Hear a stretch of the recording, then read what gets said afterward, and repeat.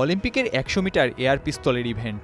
প্রতিযোগীদের কানে হেডফোন, চোখে লেন্স, লক্ষ্যভেদে সবাই প্রস্তুত। তবে সবকিছু ছাপিয়ে এক তুর্কি শুটার কেড়ে নেন সবার নজর। শুটারের নাম ইউসুফ ডিকেচ।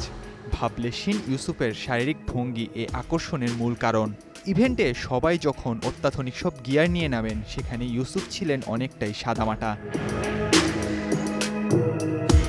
৫১ বছরের ইউসুফ পিস্তল হাতে একটা চশমা পরে নেমে পড়েন। এছাড়া ক্যাজুয়াল লুকটাও ছিল তার নজর কাড়া। এক হাত পকেটে রেখে এমন নির্বিকার ভঙ্গিতে দাঁড়িয়ে যখন শ্যুট করছিলেন, তা সিনেমার কোনো দৃশ্য ভেবে ভুল করতে পারেন অনেকেই।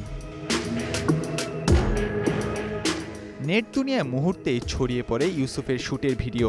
সামাজিক যোগাযোগ মাধ্যমে ইতোমধ্যেই তৈরি হয়েছে অসংখ্য মিম। কেউ কেউ তো অনেকে তাকে হিটম্যান বলেও আখ্যা দিচ্ছেন।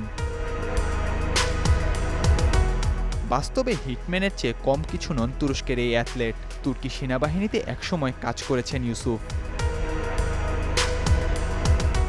প্যারিস অলিম্পিকের ১০ মিটার এয়ার পিস্তলের ইভেন্টে সেভাল্লাদিয়া তারানহার সঙ্গে মিশ্র ইভেন্টে রৌপ্য পদক জিতেন ইউসুফ ডিকেচ।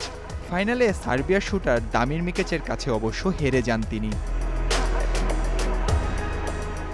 ২০০৮ সাল থেকে অলিম্পিক খেলছেন ইউসুফ। অলিম্পিকের প্রথম পদক জিততে তাকে অপেক্ষা করতে হয়েছে ১৬ বছর। Nahiyan Arifin, news time.